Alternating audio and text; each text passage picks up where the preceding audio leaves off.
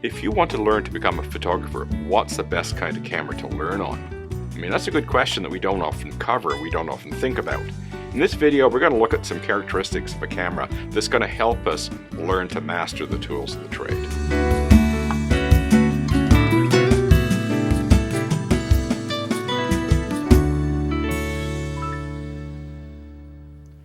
Hi, Peter Charles here of Hooked Fly Photography. And today let's deal with a question that we often get as photographers. If I'm walking around with this thing around my neck, there's a good chance that somebody will see me, especially if I'm in a kind of a tourist area or, an area, a park, for example. You might have somebody come up to you and say, I see you got a camera. What's a good camera for me to buy? I want to get into photography. I mean, it's such a huge question. What do you suggest? A little point and shoot like this one, or maybe a little bit more adventuresome point and shoot. Go whole hog. What do you suggest? Well, I think the first thing to do is ask some questions.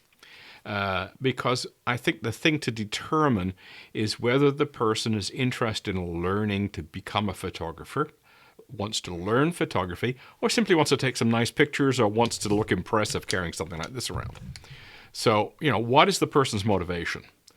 And this video is really about the ones who actually really want to learn.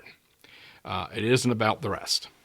You can suggest anything you like to the rest, but somebody who's really out to learn photography and wants to learn the craft, then I think we should be looking at some rather specific suggestions to them.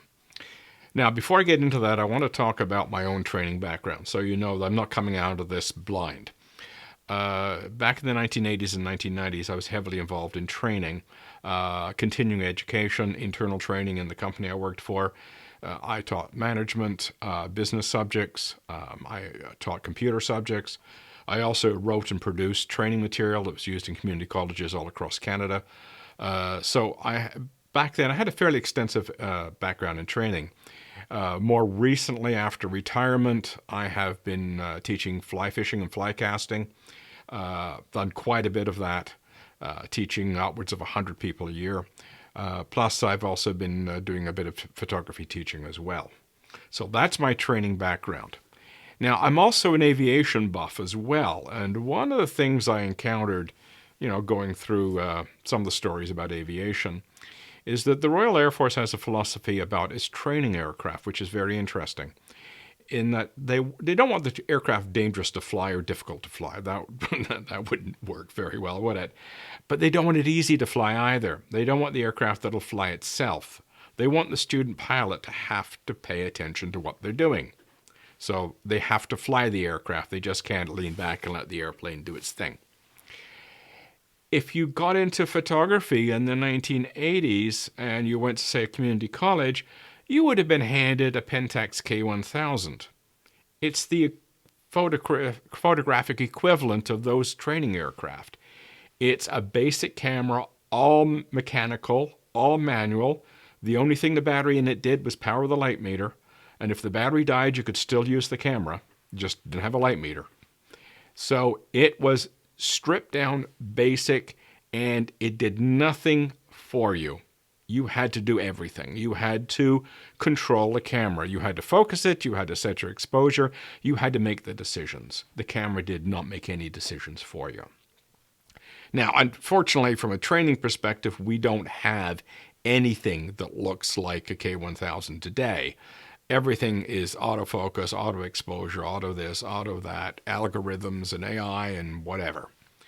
Well, from my perspective, those are hard cameras to learn on.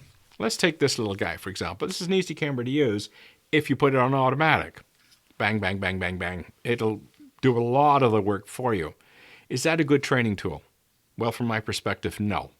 There's two basic problems with a camera like this for being a training tool. Or like this, for example, same problem, is that they hide a lot of the functionality from you. The designer does that deliberately because they want to make it easy for you to take photos. So making it easy for you to take photos is not necessarily the best way to learn how to become a photographer. So it's two different things. If I want to go to a family event and I want a lot of good shots, take something like this along. Works wonderful. If I was to give a camera like this to a student in photography, probably not a good idea. And the reason is a lot of the manual functions are buried in the menu. And when you look, if you are a beginner and you look at the button arrangement, it looks simple enough. There's a dial here and a dial here. It doesn't look complicated. But the thing is, depending on what mode you're in, these dials can change. They don't tell you anything. They're naked dials. There's no markings on them at all. And you have to know what they do depending on the mode you're in. Now it starts to get complicated because it's not obvious. There's nothing here that's going to tell you, okay, now that's your aperture control all of a sudden, or does something else when you're in a different mode. So it's not obvious. It's not, something that you can look at and figure out what's going on.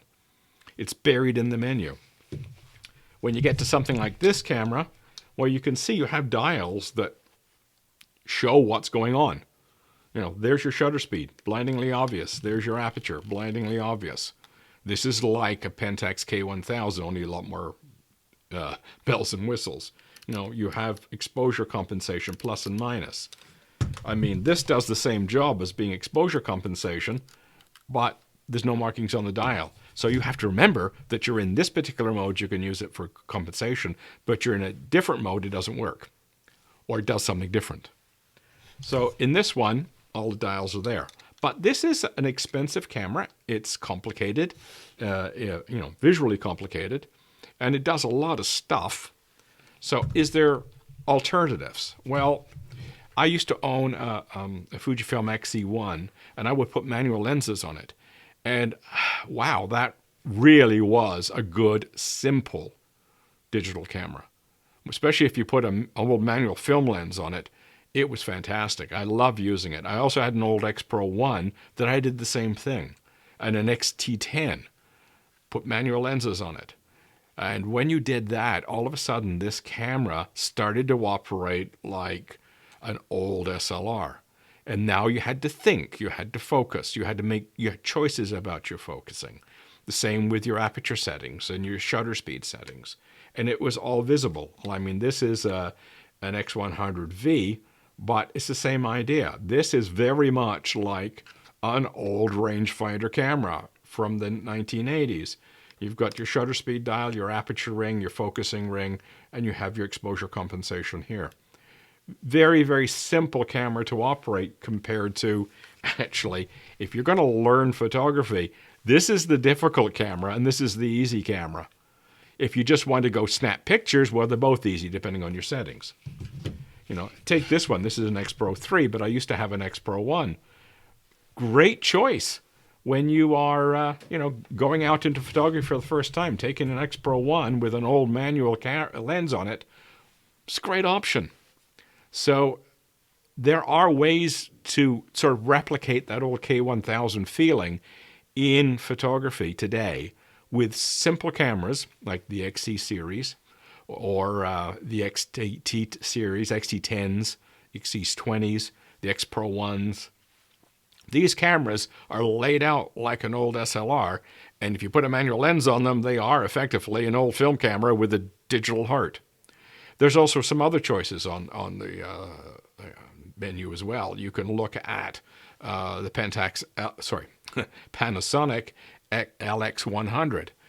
It's more of a point shoot camera. It's kind of a hybrid between this camera and something like this, with a zoom lens and manual controls, but could be very automated as well. So if you want to sort of do halfway in between, the Panasonic LX100 is a great choice.